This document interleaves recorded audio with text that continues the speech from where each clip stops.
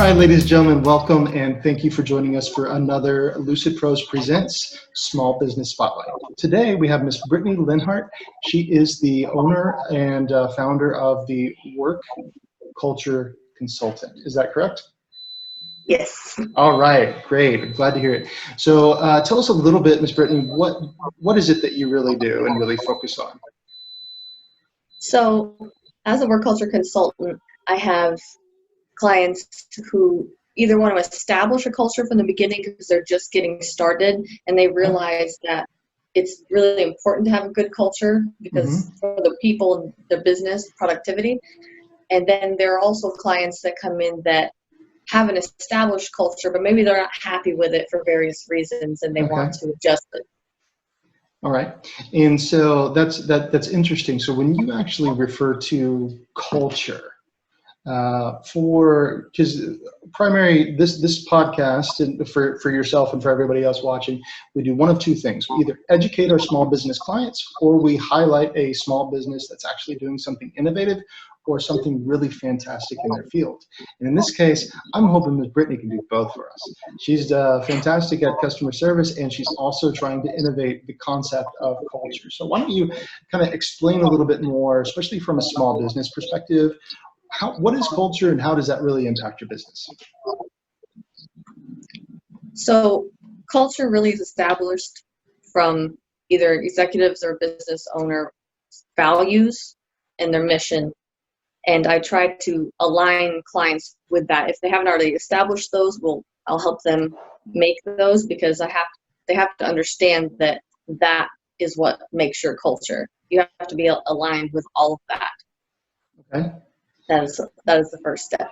Okay. And when people have to feel it, and it has to be genuine, it has to be reapproached throughout the entire process of the business.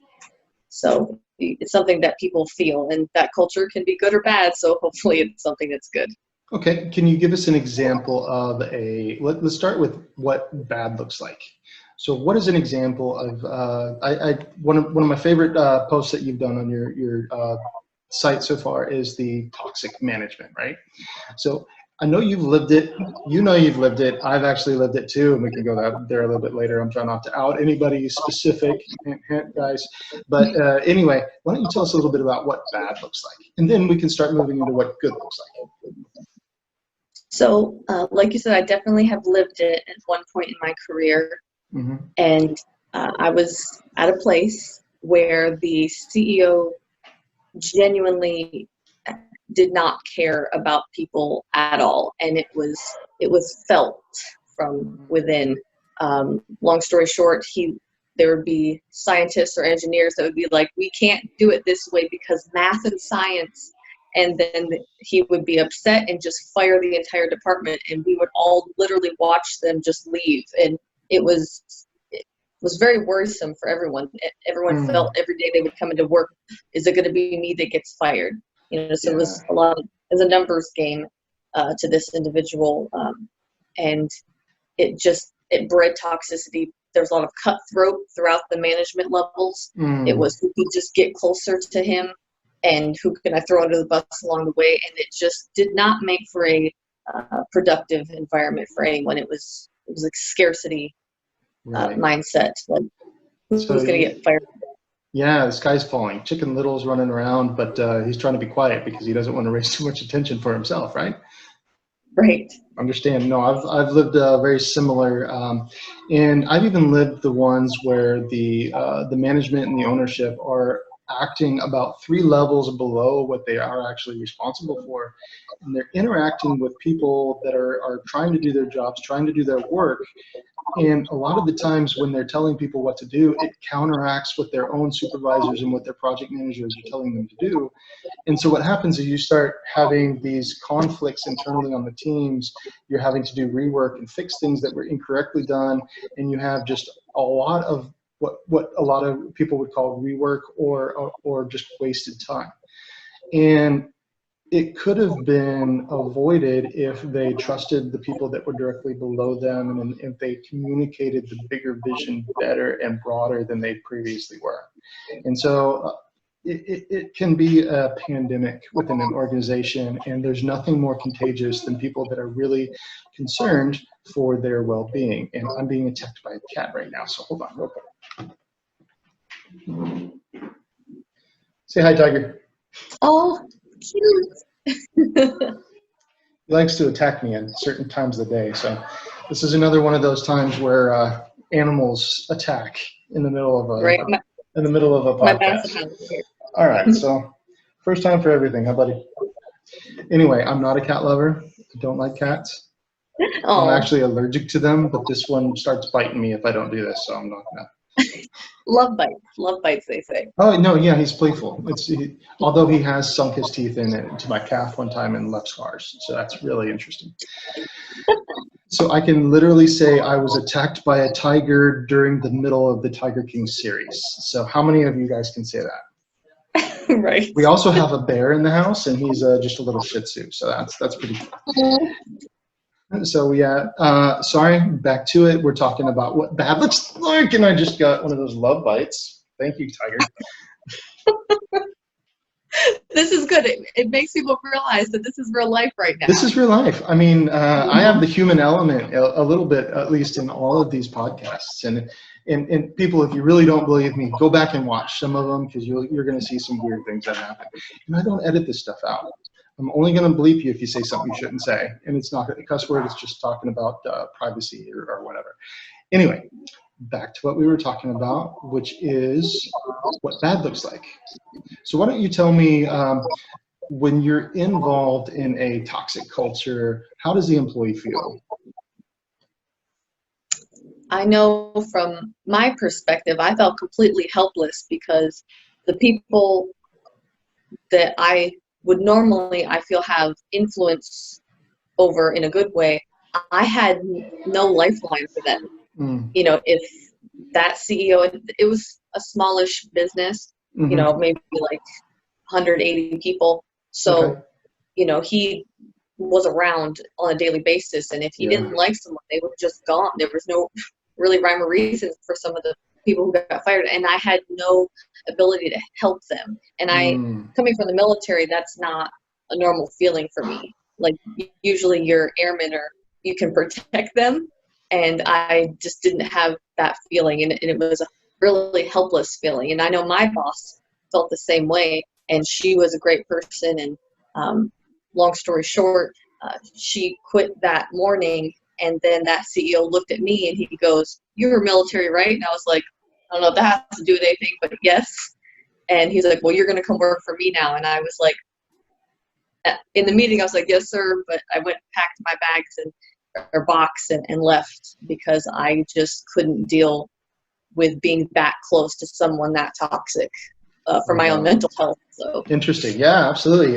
Mental health is a big deal, and being valued as an employee is a big deal. And when employees feel devalued, or when they feel in fear of their well-being, their welfare, their job security is just completely out the window, it really not only affects productivity, it affects mindset, and that is extremely contagious. I didn't realize how toxic some of the cultures that I was in was actually, how bad it was, until I went back and visited them. For example, I left one job, let's just say it was not voluntary, due to just economy issues. But when I was contracted by the same group to come back and help them with something, when I looked in the people who were there and I looked in their eyes, it looked like the life had been sucked completely out of them. I didn't see a smile in 2 days. And it was almost like zombies. It wasn't even sad. It was just lifeless. And that just after years on the job, that's what it did to those people. And so I didn't realize how bad it was until I got away from it. And I saw some light at the end of the tunnel, and I saw some hope out in the rest of the world, and I started spreading some of that. I didn't realize how bad it was until I went back and saw it. So when somebody needs that cultural lift, how do you really approach that? So when a CEO, if they're coming already from a toxic environment, but they want to change it because they truly don't they're not okay with what's going on, Right. that usually means the red flag is somewhere in the Or management if there was a level. change of management, for example, somebody's coming in Right. trying to make a difference in that organization that they just came into. Yeah, go ahead. My perspective is that you have to put the right people in the right positions, especially when it comes to management. Okay. I prefer to have genuine leaders in positions of management, although there can be great managers who are not fully qualified, they're just not born leaders. But if you put the right people in the right places that align with the culture that you want, and then that's what you need. And I've seen that once the CEOs or the business owners who want to make that change, they have to genuinely look at who needs to go, who is not aligning with their mission, their values, who is toxic to their environment. Right. So when layoffs first start coming around, the first what I've heard to reference from management is the first round is always getting rid of the deadwood, getting rid of the people who are just basically taking a paycheck and not really adding any value. So that's the first ones, and that's kind of what I'm hearing you talk about now. The next layer that usually goes are the ones who's really not moving the needle as much, even if they're well intentioned, it doesn't really matter, or the ones who have a little bit of a toxic nature around them and really are moving the needle. So those are the hard decisions that some of these managers have to make when it comes to the layoffs and having to downscale. But we're not even talking about downscaling. We're talking about changing the culture. And some people know, but I was with a operational consulting group for a little while, and working with them, I realized not only that, but I'm also a certified project manager, so I understand the value of change management and why you need to have that engagement with the people and have every person have a voice. I mean, I've seen organizations that literally had continuous improvement teams that were on site, so they had at least one person on site everywhere. But the other people that were on that team were others that had full-time jobs already, that were already working 80 hours a week and didn't have any energy left to put into that. And so what you're saying is true with the top down, but when you're looking at larger organizations and corporations, you have executive management that's off-site somewhere, you have site management that's on-site, and then you have the workers that are actually doing everything on the site. Those are three different levels, and when it comes to cultural improvement, when it comes to operational improvement and change, you usually don't have all three aligned. If the top is pushing it down, how do you get the bottom to buy in? And you kind of referred to that a little bit earlier. So what are some of the ways that you found that you can actually get the site management and the workers to all buy into the same concept? First, there has to be transparency, and the top needs to let everyone know that they understand that there's a problem. And that's that first self-awareness. And so the transparency is there, like, oh, and own it. Yeah. Okay. That's huge. I feel communicating, because communication is right up, and transparency go hand in hand. So communicating that they are aware there's a problem, and now we're going to do X, Y, Z to fix it. Being transparent with how they plan on doing that is important, because people, I've seen it and I've lived it as well, where like, oh, there's going to be a rework that happens. And you hear about it for 6 months to a year, no idea, you keep asking about it, and it's just like, and then people start to get nervous. And then instead of focusing on what they need to be doing, they're like, am I going to lose my job? Do I need to start looking at somewhere else? Because that's how reorgs, happen. So being transparent the whole time, I feel is very important. So I've actually lived the opposite. So the running joke at a company that I was at for a while was, if you don't like how we're organized right now, it's okay, wait 6 months, it'll change. There was never any stability because they were constantly changing before it actually had time to take root and change and affect the change. And so what happened was, we talked about those three different levels. The executive management would talk about reorganization all the time. The site management would be aware of it and have to have that impact of it, but they would never funnel anything past that because nothing ever changed, because everything always changed. Constant change was the stability. Constant change was the thing that stayed the same the whole time. And that also added to toxicity. I can see that. If there's not, and I feel that when they do that process, they haven't established their game plan. Like they shouldn't say anything until they've established what it is they want to do. Because when they throw out like, oh, it's going to happen and we're going to figure it out along the way, I agree that can bring toxicity. So there has to be. They would actually change their strategy every 6 months. Oh, well, that I don't feel that. Okay. So you're saying that it's not a suggestion that you would give. Is that politically correct enough to say? You wouldn't suggest changing your, I mean, we're not even talking about a 180-person company like you're talking, you lived through, like you were referring to previously. We're talking about over 1,000 people in several locations throughout the world. And I guess it would depend on changing. It would depend on the context of the pivot. Yeah, like, well, there was, why? Yeah, you know, it didn't always come down to me to know the why. It just, oh yeah, we're changing. And everybody always had these big secrets, like just wait till next week or next year. Right. And Miss Tyler, if you're watching this, I'm sure you will understand that last reference. Next year. Inside joke between me and one other person in the entire world. And it was like, what does he mean by next year? And we were, and this was like August, and it was like, what do you mean next year? And that's where the comment stopped. The ambiguity, too much ambiguity. And this was the chairman of the board. Just popped in for a visit. But I'm going to backtrack because I don't want to out who that company is.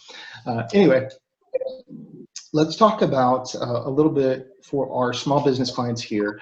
Why or what can they be doing, especially when they're doing a startup and they're actually generating their company right now, as they're still really young, trying to figure out in the infancy of their organization, what do we look like, what do we feel like, and how do we try to position ourselves?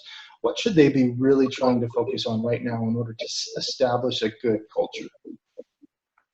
I feel like to sustain a good culture, like I brought up before, they have to take time, genuine amount of time, to establish their vision and their values. Okay. And the mission should be quite apparent, especially if it's retail or something like that. But like your values have to be established from the beginning.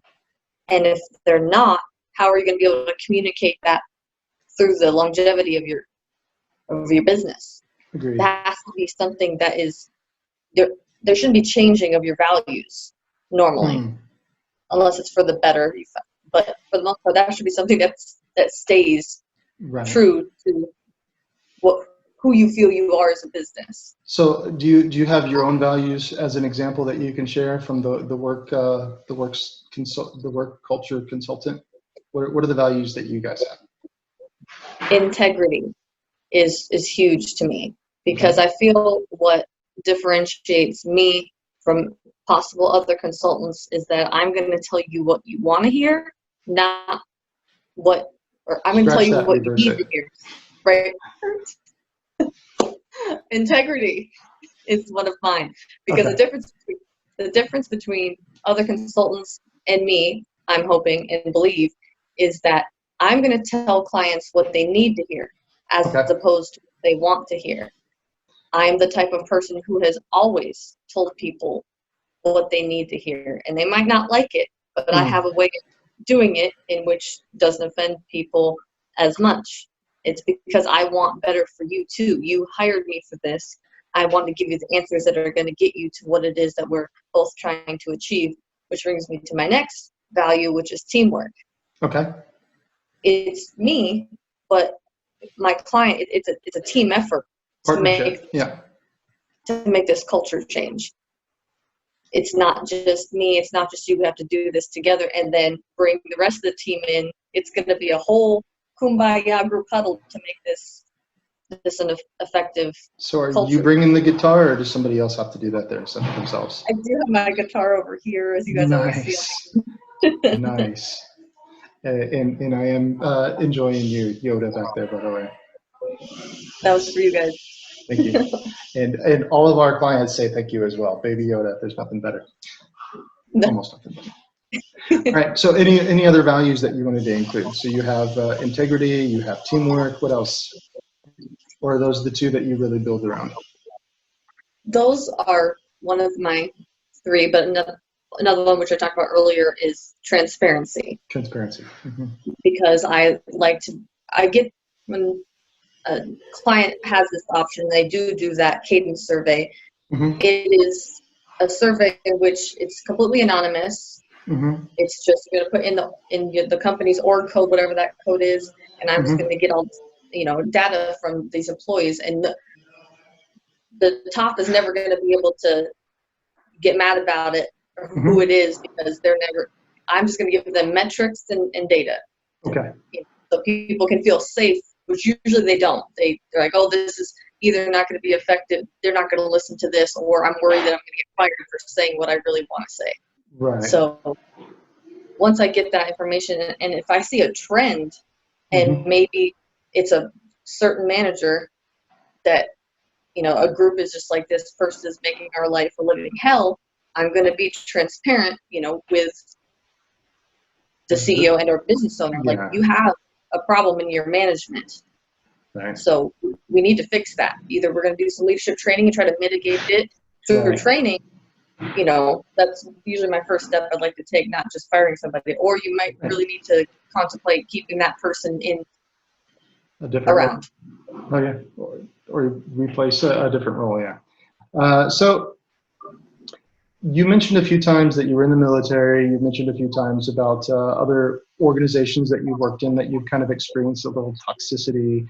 Why don't you tell us, why did you actually get into this particular profession? Why did you choose to be a cultural consultant?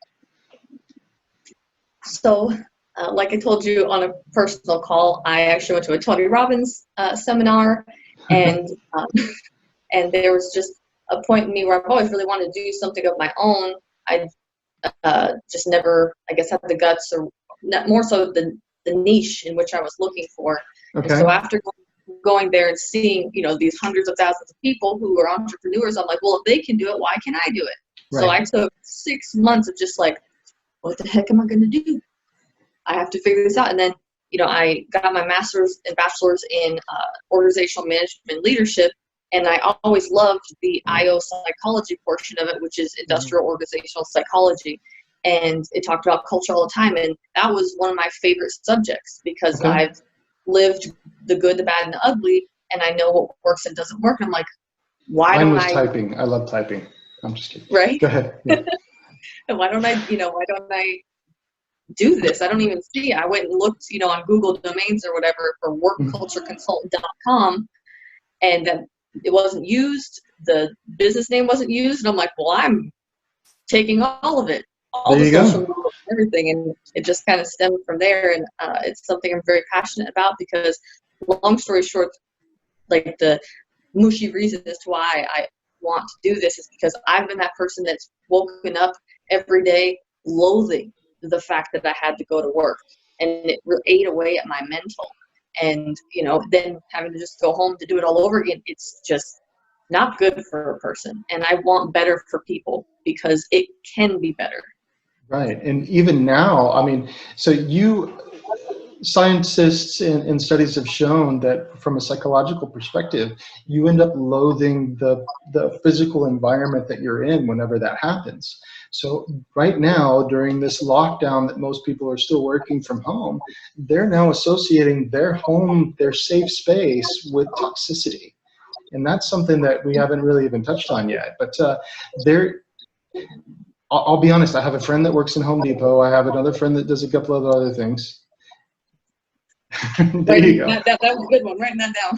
Yeah. I'm known to drop a bomb here and there that actually makes a difference. But Home Depot has increased their sales at this one particular store. I don't know about all of them, but they're 25% over budget for the first quarter. And that's because people want to improve the places that they have to see all the time. If they spend all their time at home, it's different. They want to improve that area. But now they're having a psychological impact on them, having a toxic culture and loathing what they do. And now it has to be associated with where they live. So Wow. what can you do about that? I mean, what is something that one of our viewers might be able to and obviously you haven't had a chance to think about that too much because you were just taking notes, which is great. No, none of us should pretend that we know everything, people. It's okay.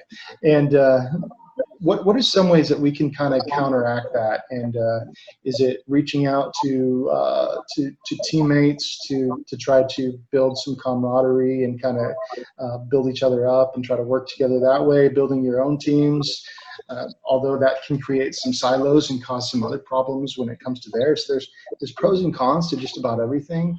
At this point, I'm just spitballing, throwing things out there. You're the cultural consultant, not me. So I'm just curious, is there something that they can do to kind of counteract that? Just from one person's perspective or management with their people? Well, let's talk about the people and what they can actually control for themselves first, and then you can touch on the management point. So there's nothing from just a one person aspect and feeling that they work in a toxic, work for a toxic company, but then they come home and have to do the work from home thing. There has to be a level of disassociation. Okay. And that's more psychological and emotional intelligence than anything. That's a great point. I've seen a lot of trainings on how to work from home, have a dedicated space, and that way you can just associate that little dedicated space with something positive or negative instead of your home place. That's a great point. Yeah. I would definitely suggest that first before, I dive more into that after this call. But from a management perspective, because even when I was in a toxic work environment before, we had like a trailer that we all worked out of, and we all liked each other. Oh, yeah. So, we all tried to, still make it the best we could, throwing around stupid dad jokes about who knows what, just trying to keep our own morale going. So, I like your point of still communicating. If you do have some good coworkers, just calling them and, rapping with them as you're, doing what you would normally be doing if you were in a work environment anyway. Right. I'm sure a lot of people are feeling a bit lonely and they're extroverted. So I know there's certain companies that have the Zoom situation, sit here and do this while you're working just to feel some type of normalcy. I usually keep some chats going with some of my colleagues. That way we can kind of just say, hey, how are things going today? Having any luck in what you're trying to do, or are you getting anywhere on that project that you were working on? And they're like, no, but so you can encourage each other. So I love what you were just saying about dad jokes, because I'm a nerd. In fact, this is what my kids got me for Father's Day last year. Oh, shoot. And they did not know what they were doing. Oh, no. You might not want to equip somebody like that. So I'm going to ask you right before we end, what is, to give us a good dad joke just to end on. I'm not going to share any of mine. I'll let you run from there. I'm not going to throw you on the spot right now. I'll let you kind of think about it in the back of your noodle there. I got one. We wrap up. Okay, perfect. In the meantime, so we're kind of touching base, and I like to keep it usually these about 30 minutes just to keep people's attention, and if it goes on too long, it's just hard to keep it. I think we're on something really important here, especially during our Zoom and during our kind of independence from typical work places, working from home, feeling a little bit of an isolation.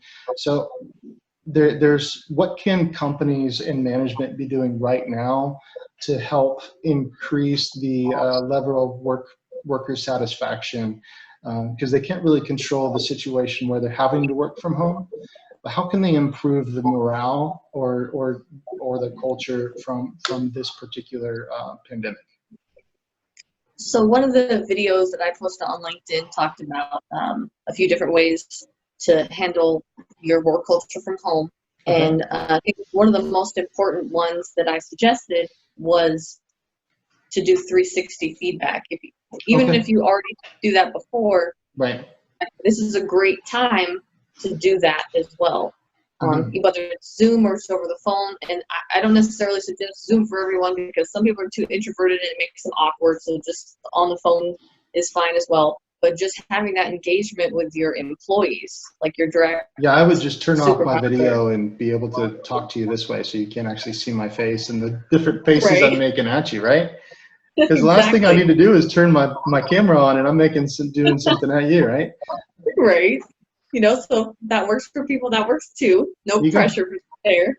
But they just having, and then people understanding what 360-degree or feedback is, because it's not just the supervisor directing things or suggesting things. It's also, hey, this is what I need from you. You know, my career trajectory, I want to do this. How can you help me get there? And then vice versa. How can I help you?